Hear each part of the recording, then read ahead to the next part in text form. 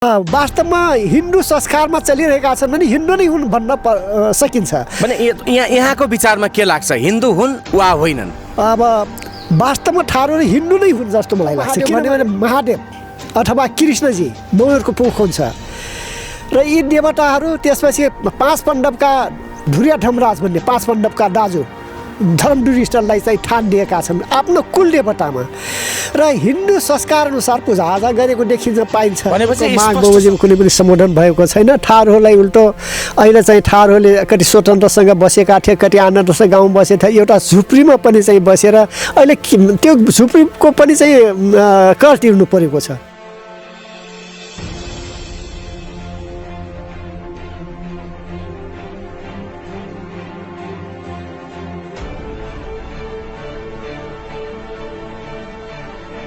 फाल्ने र विभिन्न रोगसँग विभिन्न किरा फटेङ्ग्रा साँप। कृष्णलाई पनि मुख्य कुलदेवताको रूपमा मानेका छौँ, महादेवलाई पनि कुलदेवताको रूपमा मानेका छौँ, ब्रह्मालाई पनि कुलदेवताको रूपमा मानेका छौँ, दुर्गा भवानीलाई पनि कुलदेवताको रूपमा मानेका छौँ, लक्ष्मीलाई पनि कुलदेवताको रूपमा मानेका छौँ। अब यिनीहरूलाई चाहिँ सम्बोधन गर्दा थारूहरूमा के गर्छौँ भनेपछि विष्णुलाई पनि ठानिदिएका छौँ, विष्णु र लक्ष्मीलाई। तर उनलाई हामीले के भन्छौँ, दुधाधारी सुचाचारी भनेर भन्ने गर्छौँ विष्णुलाई। जस्तो कृष्णलाई के भन्छौँ त, कृष्णलाई चाहिँ अहिरागुनी भन्छौँ, कृष्णलाई अहिरागुनी भनेर ठानिदिएका छौँ।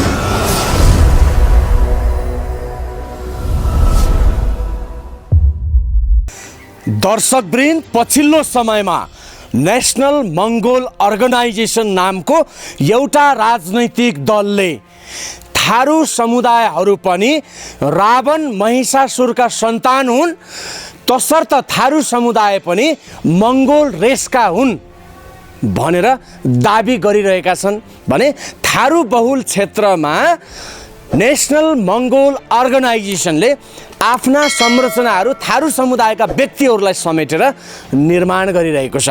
यसै सन्दर्भमा थारूहरू को हुन् त, मङ्गोल हुन् अथवा थारू हुन् भन्ने विषयमा थारू समुदायका अगुवा दाङ जिल्ला महतवा महासङ्घका जिल्ला अध्यक्ष चन्द्र प्रसाद चौधरीसँगको यो एक्सक्लुसिभ कुराकानी लिएर हामी यति बेला आएका छौँ। दर्शकवृन्द, हामी अहिले दाङ जिल्लाबाट बोलिरहेका छौँ। आउनुहोस्, थारू को हुन् त, रावणका सन्तान हुन्, महिषासुरका सन्तान हुन् अथवा थारू हिन्दू हुन् वा होइनन् भन्ने विषयमा थारू कला संस्कृति विज्ञ चन्द्र प्रसाद चौधरीसँगको यो संवाद तपाईहरुको लागि।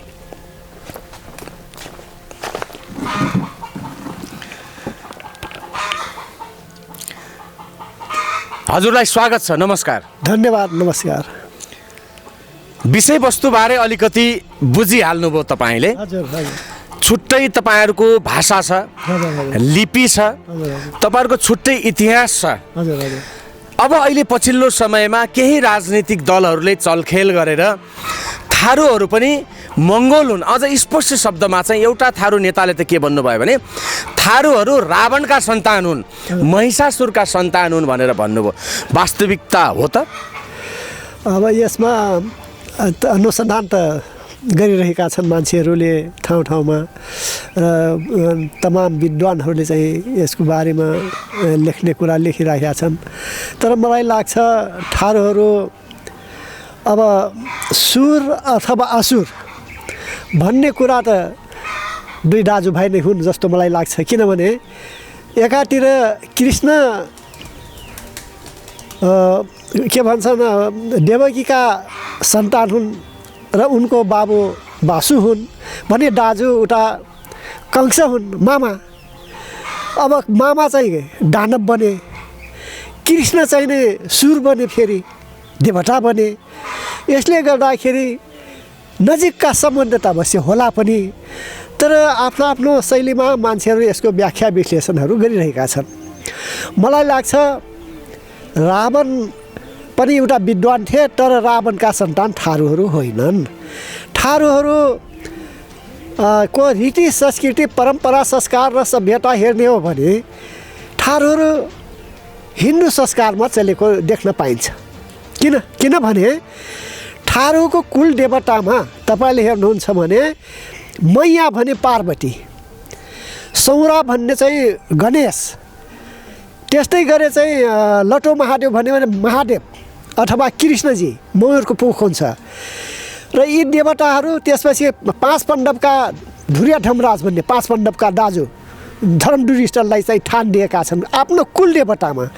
र हिन्दू संस्कार अनुसार पूजाआजा गरेको देखिन्छ पाइन्छ। भनेपछि स्पष्ट शब्दमा थारूहरू हिन्दू नै हुन्। वास्तवमा हिन्दू संस्कारमा चलिरहेका छन् भने हिन्दू नै हुन् भन्न सकिन्छ।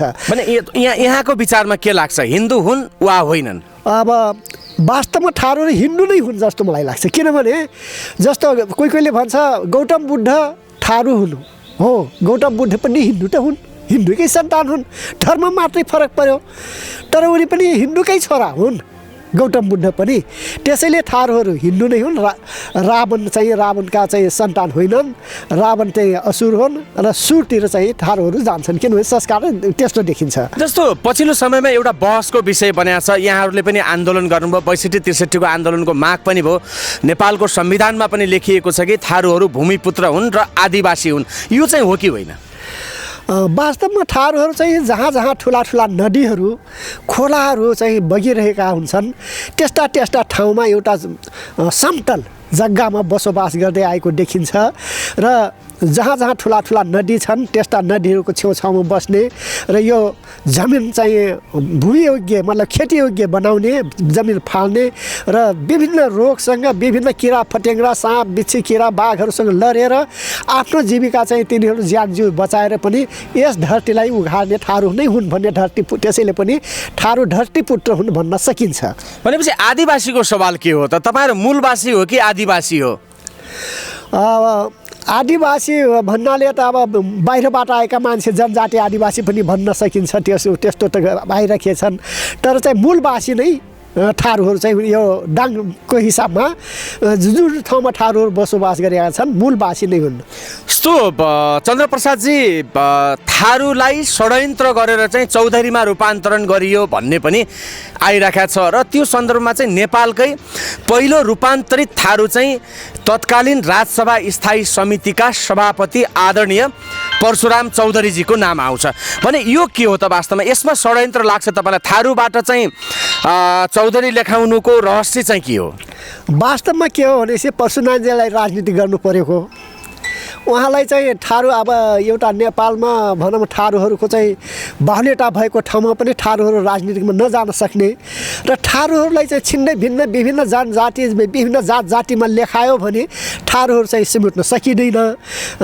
त्यसैले चाहिँ यो 24 जिल्ला अथवा 24 जिल्लामा थारूहरूको बसोबास छ।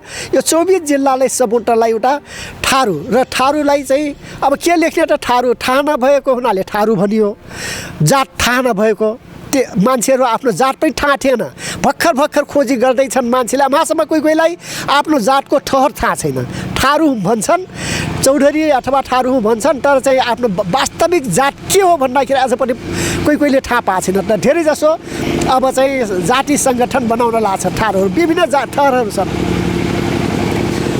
हजारौँ थारूहरूको पनि ठहर छ, हजारौँ थारू जातिहरू छन्। त्यसरी जसरी चाहिँ चौधरी लेखियो, चौधरी लेखिसकेपछि थारू समुदायमा केही समस्या आयो त, अथवा यो राजनीतिक रूपले षड्यन्त्र थियो कि सही निर्णय थियो? यो चाहिँ चौधरी लेखाउनु गलत निर्णय भयो। किनभने थारूलाई सिमोट्नलाई एउटा राजनीति गर्नलाई चौधरी परशुरामजीले अब अलि उच्च तहमा त्यहाँले पुग्नुभयो। त्यहाँ पुगेपछि थारूहरूलाई चौधरी लेख्ने सबै जति छन् थारू चौधरी लेख्ने भने चौधरी लेख्न थारू अथवा थारू लेखाउने, जति जे थर भए पनि थारू लेखाउने भनेपछि सब थारू लेखाए र यो एउटा राजनीतिक चाहिँ खेल हो, यो वास्तविक चाहिँ सही कुरा होइन।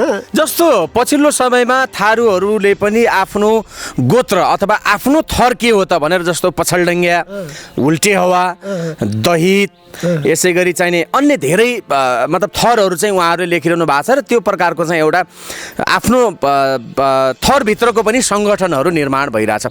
भने वास्तवमा थारूहरू को हुन् त? थारूको थर के हो त? वास्तवमा को हुन् थारूहरू? चाहिँ सबै भन्ने पर्दाखेरि थारू एउटै नै परिवार हुनसक्छ, तर चाहिँ बसोबास ठाउँ ठाउँ बसाइसराई गर्दै गए। जस्तो जस्तो काम गरे त्यस्तै उनीहरूको नामाकरण ठहरको नामाकरण हुँदै आयो। जस्तो कसैले गाईको छाला फाँड्यो अथवा गाई भैँसीको छाला काट्यो, चमार बन्यो, चमार कुसुम्या। कसैले लोहा ठठायो, फालो बनायो, विभिन्न सामग्री बनायो भनेपछि त्यहाँ लोहार कुसुम्या, त्यसै सुनार कुसुम्या, सोन कुसुम्या आदि चाहिँ उनको जस्तो कोही माछा मार्ने काम गर्यो माझी कुसुम्या हैन। यस्तो चाहिँ उनीहरूको काम अनुसार नै उनीहरूको ठहर विभाजन हुँदै आयो। भनेपछि जस्तो राणा थारूहरू र डङ्गौरा थारूहरूको बिच अहिले छुट्टिए, उनीहरू चाहिँ हामी जनजाति होइनौँ, आदिवासी होइनौँ भनेर भन्ने कुरा आयो। यो मतलब उचित हो त? वास्तवमा उनीहरू चाहिँ एउटा उनीहरूको किंवदन्ती छ होइन, के राणाहरूको छोरी चाहिँ बिहा गरे, राणाहरू हुने खानेका परिवारमा बिहा गरिसकेपछि स्वास्नीले उनीहरूलाई पनि राम्रोसँग खाना नदिने, खुट्टाले चाहिँ थाल चाहिँ घिसेरेर चाहिँ खाना दिने, उनीहरूको बिस्तार लगाउँदाखेरि पनि हात लिन लगाएर खुट्टाले बिस्तारा लगाइदिने, त्यस्तो परम्परा उनीहरूको चल्दै आयो। त्यसैले पनि त्यो उनीहरूको परम्परा छ भन्छन्, तर मैले त देखेको छैन। तर तपाईँहरू जस्तै मिडियाबाट सुनिन्छ कि उनीहरू अझ पनि राणा थारूमा चाहिँ हामी थारू होइनौँ भन्छन् होइन। तर चाहिँ अब वास्तविक थारू हुन् कि के हुन्, अब तिनीहरूले आफ्नो वंशावली चाहिँ उहाँहरूले किताकाट गर्नुपर्छ भने अर्को एउटा चाहिँ भनाइ पनि छ, अथवा चाहिँ एउटा इतिहासले पनि कतिपय अवस्थामा चाहिँ थारूहरू भारतको राजस्थानको थार मरुभूमिबाट चाहिँ यता नेपाल प्रवेश गरेका हुन् र थारबाट चाहिँ आएको भएको हुनाले थारू भएको हो भन्ने पनि एउटा मान्यता चाहिँ छ। मत छ, यो प्रमाणिक हो कि होइन यो अध्ययनको पाटो रहला। तर त्यो प्रचलन भनाइको प्रचलन पनि छ। के हो त वास्तवमा थारूहरू कहाँबाट आएका हुन्, कहाँबाट उत्पत्ति भएका हुन्, यो विषयमा तपाईँलाई कति जानकारी छ बताइदिनुहोस् न। थारू कल्याणकारी एउटा चाहिँ किताब मात्रै लेखेको थियो, थारूहरू थार मरुभूमिबाट आएका हुन् भनेर चाहिँ लेखेको थियो। तर चाहिँ एकजना तराईका मैले उनको नाम बिर्सेँ, एउटा अभिवक्ता हुन् रामानन्द सिंह भन्ने थारू, उनले के भनेका थिए भने थारूहरू चाहिँ यसरी चाहिँ थार मरुभूमिबाट आएका होइनन्। थारूहरू चाहिँ थार मरुभूमिमा कुनै चिज पनि उब्जनी छैन भारतमा, त्यो कुनै चिज पनि उब्जनी हुँदैन। त्यस्तो ठाउँमा कसरी थारूहरू बसोबास गरे त्यो हुन सक्दैन। थारूहरू जस्तो समथरमा बसे पहाडमा बस्नेलाई पर्वत्या, समथरमा बस्नेलाई थारू, थरबाट थारू हुन आएको हो भनेर उनले भनेका थिए। यद्यपि इतिहासको एकै मत चाहिँ छैन, थारूहरू कहाँबाट आए, कहाँ उत्पत्ति भयो भन्ने कुरा चाहिँ ठ्याक्कै यही नै हो भनेर प्रमाणित गरेर भन्न सकिने अवस्था चाहिँ छैन। अब कोहीले चाहिँ अब जस्तै तपाईँले अघि नै भन्नुभयो कि थारूहरू मङ्गोल हुन् या अथवा रावणका सन्तान हुन् कि होइनन्, थारूहरू मङ्गोल हुन् कि होइनन् त? तर वास्तवमा के भन्छ भने पहिला चाहिँ यहाँ चाहिँ एउटा आर्यहरूको मात्रै बसोबास नेपालमा थियो भन्छ होइन। आर्यहरूको मात्रै बसोबास भएको हुनाले पूर्वबाट मङ्गोलहरू आए, ती मङ्गोलहरू आएर किराँती बन्यो भन्छ। किराँती बनिसकेपछि त्यही किराँतीको हाँगाबाट फुटेर थारूहरू पनि उत्पत्ति भएको हो भनेर चाहिँ इतिहासमा कतै चाहिँ कोहीले विद्वानहरू लेखेको पाइन्छ।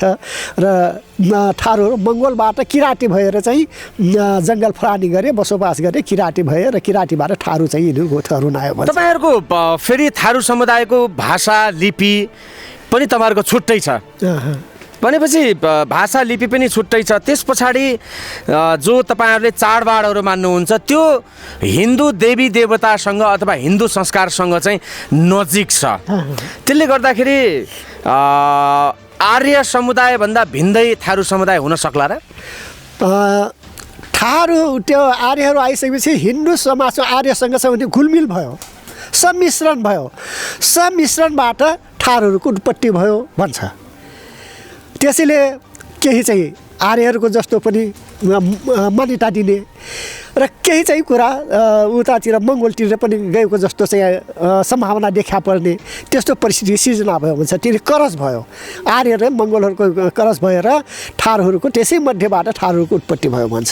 यस्तो तपाईँहरूले चाहिँ मुख्य गरिकन चाहिँ कुन कुन चाडबाडहरू चाहिँ विशेष महत्त्व दिएर मनाउनुहुन्छ र कुन कुन देवी देवतालाई तपाईँहरूले चाहिँ कस्तो प्रकारले पूजा गर्नुहुन्छ बताइदिनुहोस् न। अब हामीले चाहिँ भन्नुपर्दा कृष्णलाई पनि मुख्य कुलदेवताको रूपमा मानेका छौँ महादेवलाई पनि कुलदेवताको रूपमा मानेका छौँ, ब्रह्मालाई पनि कुलदेवताको रूपमा मानेका छौँ, दुर्गा भवानीलाई पनि कुलदेवताको रूपमा मानेका छौँ, लक्ष्मीलाई पनि कुलदेवताको रूपमा मानेका छौँ। अब यिनीहरूलाई चाहिँ सम्बोधन गर्दा थारूहरूमा के गर्छौँ भनेपछि विष्णुलाई पनि ठानिदिएका छौँ, विष्णु र लक्ष्मीलाई। तर उनलाई हामीले के भन्छौँ भने दुधाधारी सुचाचारी भनेर भन्ने गर्छौँ विष्णुलाई। जस्तो कृष्णलाई के भन्छौँ त? कृष्णलाई चाहिँ अहिरागुनी भन्छौँ, कृष्णलाई अहिरागुनी भनेर ठानिदिएका छौँ होइन। महादेवलाई के ठानिदिएर दिएका छौँ त? दहरचण्डी मुराहा। चण्डी भने दुर्गा देवीलाई पनि ठानिदियौँ, उता दहरचण्डी मुराहा भने दहरचण्डीको अब चण्डी दुर्गा देवी हो, मुराहा भनेपछि त्यो पट्टिको नाउँ आयो। त्यो दुईटालाई ठानिदिएका छौँ। त्यस्तै गरेर ब्रह्मालाई ठानिदिएका छौँ ब्रह्मदेव ब्रह्मपित्राइन भन्छौँ। तिनलाई चाहिँ भेरो पूजा गर्छौँ, अरू चाहिँ तिनले चल्ला सुँगुर केही पनि खाँदैनन्, भेरो मात्रै खान्छन्। अब दुर्गा देवीलाई बोके चर्छ होइन। दुधाचारी सुचारी विष्णुलाई घिउमा पकाएको रोटी मात्रै चर्छ। अहिरालाई खिरभात मात्रै चढाउनुपर्छ हामीले अहिरागुनीलाई, कृष्णलाई। त यसरी देवताहरूलाई चाहिँ यिनीहरूलाई यी देवीहरूलाई हामी देवी देवताहरूलाई भुइँया ठानमा पनि आफ्नो कुलदेवतामा पनि यसरी ठानिदिएका छौँ। जस्तो तपाईँहरूले अष्टमीको दिनमा कृष्ण जन्माष्टमीको दिनमा तपाईँहरूले विशेष गरिकन महतौको घरमा चाहिँ एउटा विभिन्न आकृतिहरू कुद्ने प्रचलन छ, त्यो के हो वास्तवमा? त्यो कृष्ण भगवानको चाहिँ अब कृष्ण भगवान त्यस दिनबाट हाम्रो थारूहरू के हुन्छ भने कृष्ण जन्माष्टमी मनाइसकेपछि यो 5 महिना भनौँ जेठ वैशाख जेठ असार साउन भदौ असोज महिनासम्म यो चाहिँ यो कालरात्रिको रूपमा थारूहरू मान्दै आएका छौँ। र त्यस दिनबाट कृष्ण जो जन्म हुन्छ कृष्णजीको, त्यस दिनबाट चाहिँ त्यो दशहराको हाम्रो चाहिँ सखिया नाचको उत्पत्ति हुन्छ र सखिया गीतको त्यो कृष्णको आरती हुन्छ। त्यसमा जम्मै कृष्ण र कंसको बारेमा अथवा चाहिँ वासुको बारेमा देवकीको बारेमा त्यो चाहिँ आरती गाउने चाहिँ सखिया गीतमा आरती गाइन्छ। त्यो आरती गाएपछि र मादल बजेपछि जहाँसम्म त्यो मादलको आवाज जान्छ र चाहिँ त्यो गीतको आवाज जान्छ, त्यो मजिराको आवाज जान्छ, तहाँसम्म चाहिँ रोग व्यथा कुनै पनि लाग्दैन, कुनै रोग पनि लाग्दैन, किरा फटेङ्ग्रा धान बाली पनि लाग्दैन, मान्छेहरूलाई पनि रोग, पशु पक्षी मान्छे लगायतलाई पनि रोगले भेट्दैन भनेर गाउँ त्यस दिनबाट नाच खुल्छ हाम्रो। भनेपछि त्यो शान्तिको लागि रोग व्याधिबाट बच्नको लागि त्यो अभिप्रायबाट गइन्छ। अब दसैँको कुरा गरौँ। दसैँमा थारूहरूले अष्टमीमा अथवा नवमीमा सेतो टिका लगाउनुको चाहिँ अर्थ के हो? अब यो चाहिँ अलिकति ब्राह्मणहरूले चालबाजी गरे कि भन्ने चाहिँ मलाई लाग्छ, किनभने चाहिँ उनीहरूको चेली बेटीहरूलाई चाहिँ पठाउन जानुपर्ने, नयाँ विवाहित महिलाहरूलाई चाहिँ बोकेर लग्नुपर्ने, दुलहालाई बोकेर लग्नुपर्ने, गाडी मोटर थिएन, केही थिएन। अब यहाँबाट कहीँ सल्यान भन्यो, जाजरकोट भन्यो, कहीँ भन्यो होइन। ती थारूहरूलाई लौ तिमीहरूले चाहिँ सेतो टिका लगाऊ। अर्थात् हाम्रा पुर्खाहरूले एउटा शान्तिको एउटा रहन सहन, उनीहरूको परम्परा संस्कार चाहिँ एउटा शिथिल जाति शान्ति प्रिय जाति भएको हुनाले सेतो टिका लगाएपछि यो शान्तिका दूत हुने, नि शान्ति हुने, नि राम्रो हुन् भनेर सेतो टिका लगाउने चलन चाहिँ हाम्रो पुर्खाहरूले चलाए। जस्तो यहाँ चाहिँ के दाबी गरिएको छ भन्दाखेरि जुन घटस्थापनाको दिनदेखि दसैँको दिनसम्म चाहिँ थारूहरूका पुर्खा महिषासुर र रावणलाई चाहिँ मारिएको हुनाले शोकमा नङ समेत नफालेर कपाल समेत नकाटेर चाहिँ शोक मनाउँछन् थारूहरूले र आफ्नो पुर्खा मारिएको दिन भएको हुनाले चाहिँ सेतो टिका लगाउँछन्, विरोध स्वरूप सेतो टिका लगाउँछन् भन्ने कुरा बाहिर आइरहेछ अहिले। यो साँचो हो त? खै त्यो त मलाई विश्वास लाग्दैन। भन्ने त के भन्छन् मान्छे, तर चाहिँ वास्तवमा थारूहरू एउटा शान्तिप्रिय जाति भएको हुनाले यिनीहरू शान्तिसँग चल्छन्, कसैसँग झगडा झारा गर्दैन, लडाइँ भिराइ गर्दैनन्। भलै अहिलेको परिस्थिति अनुसार थारूहरू पनि लडाइँ भिराइ गर्दा हुन्, तर त्यस अगाडिको समयमा थारू जस्तो सोझो जात कोही पनि पाइँदैन थियो। यहाँ थारूहरू जे भने पनि इमान्दार, एउटा केही चिज राख्न दिए पनि नबिर्सिएर दिइहाल्ने, त्यस्तो चाहिँ इमान्दार जाति भएको हुनाले त्यस्तो सेतो टिका लगाउने शान्तिको प्रिय जाति जाति भाव हुनाले भनेर चाहिँ हाम्रा पुर्खाहरू भन्दै आए। तर यही कारणले सेतो टिका लगाइन्छ भन्ने चाहिँ छैन। यही कारणले सेतो टिका लगाउँछ भन्ने छैन। तर मङ्गोल जाति भाव हुनाले मङ्गोलबाट चाहिँ आएर सम्मिश्रण भएर थारू जाति उत्पत्ति भएकाले मङ्गोलहरू सेतो टिका लगाउँछन् र थारूहरू पनि त्यसरी सेतो टिका लगाउँछन् भन्ने चाहिँ भनाइ कतै कतै छ। भनाइ कतै कतै छ। तर यो सत्य आधिकारिक के हो त? प्रमाणित त यस्तो छ। अब अनुसन्धानको कुरो छ। अब यो अनुसन्धान गर्दा अब पढे लेखेका विद्वानहरूकै खोज तलास गरेर टिका सिका सेतो टिका लगाउने के कारणले सेतो टिका लगायो, के कारणले यस्तो भयो भने त्यति त अब सबै मलाई पनि जानकारी त्यति छैन। अब खोज्ने। सो तपाईँ अहिले दाङ जिल्लाको बड्का नाचको गुरु तपाईँ हो। हजुर। अब अन्य क्षेत्रमा अरू बड्का नाच निकाल्न सक्ने भनौँ न एउटा ज्ञान भएको व्यक्ति दाङ जिल्लामा छन् अरू? अब त्यस्तो मलाई लाग्दैन। अहिले बर्खा नाच चाहिँ एक किसिमले समाप्त नै हुन्छ। यो बर्खा नाच नचाउँदाखेरि अहिले चाहिँ खर्च पनि धेरै लाग्ने र अर्को कुरा चाहिँ यसमा अलिकति तन्त्र मन्त्र जानेको मान्छे अलिकति त्यहाँनिर गुरुवामा झगडा हुने, एक आपसमा नराम्रो भावना गर्ने, त्यहाँबाट फेरि चाहिँ यो बै दुश्मन लाग्ने भन्ने सोचाइ। अब चाहे चाहिँ गुरुवाले कति नजानुहोस् केही नजानुहोस् तर चाहिँ त्यो मनमा भइरहने तरास, त्यस्तो तरास भइरहने हुनाले यो बर्खा नाच चाहिँ नाच्न चाहिँ। बड्का नाच चाहिँ किन नाचिन्छन्? यो बर्खा नाच जस्तो उदाहरणको लागि मैले तपाईँलाई भन्छु, ब्राह्मण क्षेत्रीहरूले आफ्नो रहन सहन परम्परा संस्कार संस्कृति र चाहिँ एउटा सभ्यता बचाउनलाई कोटी होम गर्छन्, कथा गर्छन्, सप्ताह गर्छन्, पुराण गर्छन्। त्यस्तै किसिमले थारूहरू पनि यो बर्खा नाच नाच्छन्, सखिया नाच नाच्छन्, छोक्रा नाच नाच्छन् र चाहिँ बर्खा फुट मार्छन्। र जस्तो कोटी होममा अथवा महायज्ञमा कथामा ब्राह्मणहरूले आफ्नो तन्त्र मन्त्रबाट जनताको सेवा गर्छन्, हरेक तन्त्र मन्त्र गरेर शान्ति दिलाउँछन्।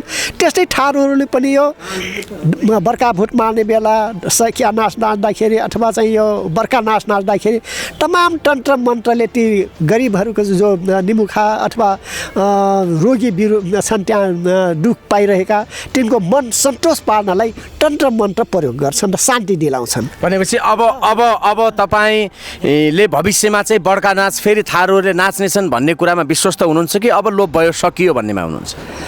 अब थारूहरू बर्खा नाच नाच्दैनन्। अब यसको नक्कल गर्न सक्छन् तर चाहिँ वास्तविक बर्खा नाच निकाल्दैनन्। अब त्यो बर्खीमार एक चाहिँ भाखा मिलाउन यो गीत सबभन्दा त गाह्रो गीत छ जो हाम्रो चाहिँ थारू जातिहरूको महाकाव्य बर्खीमार छ। त्यो बर्खीमार गाउन अब चाहिँ अब यो तल्लो तहका युवा पिँढीमा त्यो भाखा पनि मिलाउन सक्ने छैनन्, त्यो थाहा पनि हुने छैन। त्यसैले यो चाहिँ एक किसिमले लोपै नै। थारूहरूको महाकाव्य पद्मा छ भन्नुभयो, त्यो लिखित छ कि अलिखित छ? त्यो चाहिँ जस्तो यो मेरो बाबा चाहिँ यो बर्खा नाचको संस्थापक हुनुहुन्छ रूपलाल थारू। उहाँले 1979 सालमा साबी गोबरडिहा गाविस दक्षिण मध्यबाट यो बर्खा नाच निकाल्नु भएको हो मोहरिया भएर। र यो महाकाव्य थारू जातिको महाकाव्य बर्खीमार अट्ट अवस्थामा छित्रिएको थियो। त्यो सङ्कलन गर्नुभयो। सङ्कलन गरिसकेपछि 2016 सालमा नरनाथ योगीले जोगीहरूसँग चाहिँ एउटा रतननाथको, हामी पनि चाहिँ रतननाथको मोही भाव हुनाले रतननाथको सेवा गर्ने र जोगीको नाताले उनीहरूले रूपलाल थारू हाम्रो चाहिँ मोही हो, हाम्रो किसान हो भनेर नाम उगारलाई बनारस गएर यो किताब छपाइदिनु भयो हो। यो महाकाव्य हो, बर्खीमार महाभारत कथासँग सम्बन्धित छ र त्यो छपाइदिएपछि अहिले त्यो गीत लिखित छ, पुस्तक निकालिसकेको छ, तमाम पुस्तकहरू भेट्न पाइन्छ। तर चाहिँ अब त्यो गाउने प्रवृत्ति त छैन।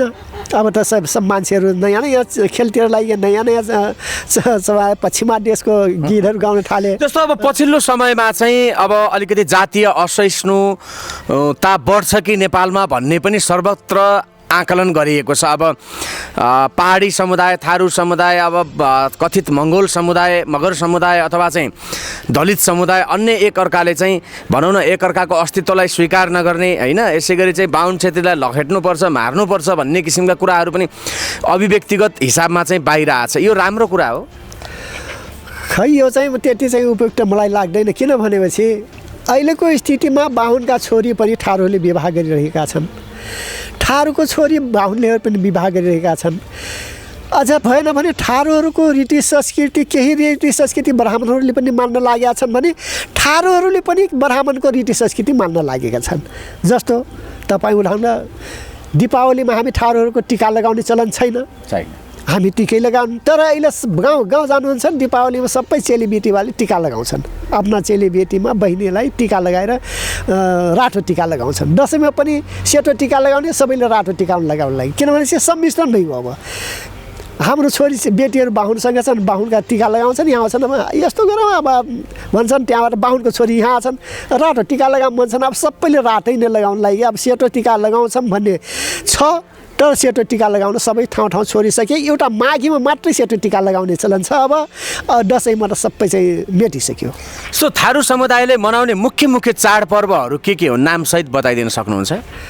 अब अरू सब राष्ट्रिय चाडपर्व हुन् थारूहरूका, होइन? थारूहरू चाहिँ यो ब्राह्मण छेत्री जति छन् यिनीहरूको राष्ट्रिय चाड सबै चाहिँ थारूहरू सबै चाडपर्व मनाउँछ, कुनै पनि चाडपर्व छोडेको छैन। भने जबरजस्ती मनाइया हो कि? नै, यो खुसीले परम्परा त्यो नगरिकन त आफ्नो कुलदेवतालाई पूजा पुज्नुपर्छ त। त्यो पूजा नपुजिकन त उसले चाहिँ छुट्टी नै पाउँदैन, होइन? भने क्रिस्चियन बन्नु पऱ्यो या होइन, अरू धर्म मान्नु पऱ्यो। म त होइन है, हिन्दू पनि होइन, यो पूजा पुज्दैन, मेरो जातले पुज्दैन, यो मान्दैन भने देवता नपुजिकन त्यसले त सुखै पान्न। भनेपछि सबै चाहिँ हिन्दूको संस्कार अनुसार पूजा आँटी दिनुपर्छ। सबै राष्ट्रिय चाडपर्व छन्। थारूको कोल्के चाहिँ तिहार भनेको तपाईँको अटुवारी पाउनुहुन्छ एक, र एउटा हर्रे गुरे ढुरे गुरे भन्ने दुईवटा गुरे हुन्छन्। त्यो के भयो, ढुरे गुरे भनेको सायद वैशाखमा हुरी बतास आउने, ठुलो उराउने, र त्यसमा विभिन्न किसिमको रोगहरू आउने, सरुवा रोग, हैजा, अपरूपी, होइन? अहिले त वैज्ञानिकले पत्ता लगायो, त्यसलाई नियन्त्रण गर्यो। खैर, तर त्यतिखेर समय हाम्रा पुर्खाले यो गरेपछि कुनै किसिमको हैजा गाउँमा आउँदैन, हर्खरी मर्खरी आउँदैन, गाई गोरु लाग्ने बिसिरी रोग आउँदैन। यो गर्नुपर्छ भनेर ढुरेगुरी गर्दथे। त्यसमा पूजा केही चाहिँ बलिहरू चढाउने।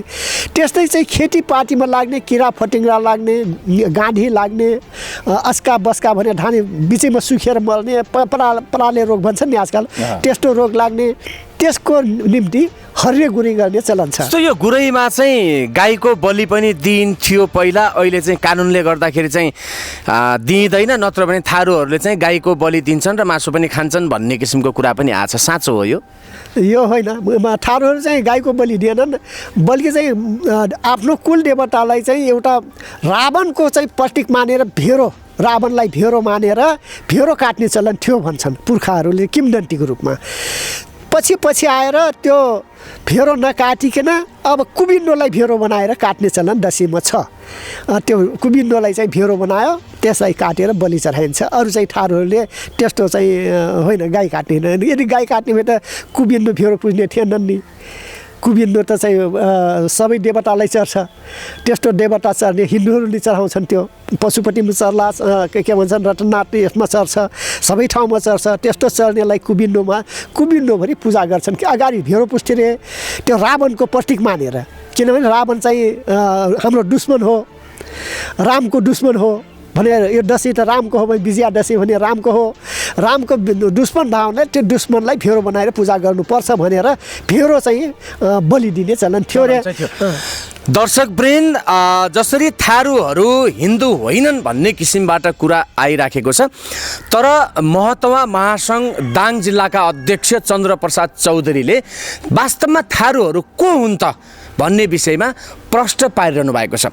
उहाँको विचार यहाँहरूलाई कस्तो लागिरहेको छ, जस्ताको तस्तै हामीलाई कमेन्ट मार्फत बताउनुहोस्। र हामीले उठाइरहेका इस्युहरू यदि यहाँहरूलाई मन परेको छ भने हाम्रो च्यानललाई सब्सक्राइब गर्नुहोस् र सँगै रहेको बेल आइकनमा पनि क्लिक गर्नुहोस् र त्यहाँ अलमा गएर पनि क्लिक गर्नुहोस्, ताकि तपाईँले हामीले हालेका भिडियोहरूको नोटिफिकेसन सबैभन्दा पहिला प्राप्त गर्न सक्नुहोस्। लाइक, सेयर, कमेन्ट पनि। अब राजनीतिक परिवर्तन पनि भयो, देशमा लोकतान्त्रिक सङ्घीय गणतन्त्र पनि स्थापना भयो भने थारूहरूले उठाएका मागेका जुन मुद्दाहरू थिए ती मागहरू चाहिँ सम्बोधन भए जस्तो लाग्छ? कहाँ होला भयो त्यो थारूहरूको माग बमोजिम कुनै पनि सम्बोधन भएको छैन। थारूहरूलाई उल्टो अहिले चाहिँ थारूहरूले कति स्वतन्त्रसँग बसेका थिए, कति आनन्दसँग गाउँ बसेका थिए, एउटा झुप्रीमा पनि चाहिँ बसेर अहिले त्यो झुप्रीको पनि चाहिँ कर तिर्नु परेको छ। सानो झुपडी एउटा खरको झुपडी बनाएर घर बनाएको छ, एउटा सानो ढिस्को उठाएको छ भने कर तिर्नुपर्छ। अगाडि त्यो कर तिर्न पर्दैन थियो। त्यो थारूहरूले कुनै चाहिँ रोजगारी छ न केही छ, न कुनै उनीहरूको चाहिँ कमाइ खाने भाँडो चाहिँ जग्गा जमिन छ। एउटा गरिब निमुखा किसानहरू थारूहरू बसोबास गरिरहेका छन्, तर तिनीहरूलाई चाहिँ कुनै किसिमको सुविधा चाहिँ मैले देखेको छैन। यो संहिता भन्ने आउनलाई त अब सिंहदरबारको अधिकार गाउँमा आयो भन्छन्, तर गाउँमा अधिकार आयो त कसलाई आयो? टाठामाठाका लागि मात्रै आयो जस्तो लाग्छ मलाई। यो गरिबहरूको लागि यो आएको जस्तो लाग्दैन। दर्शकवृन्द, थारू समुदाय सम्बन्धी तपाईँलाई अरू के कुरा जान्न मन छ त्यो कुरा कमेन्टमा लेख्नुहोस् र हामीले चन्द्रप्रसाद चौधरी जो थारू अगुवा, थारू संस्कृतिविद समेत हुनुहुन्छ, उहाँसँग हामी सिरियल्ली कुराकानी राख्नेछौँ र तपाईँहरूको इस्युलाई चाहिँ उहाँ समक्ष आएर हामीले कुरा उठाउनेछौँ। अहिलेलाई क्यामेरामा जीवन ओलीको साथमा म विष्णु कुमार देवकोटा आगे चाहन्छु। हस्त, नमस्कार।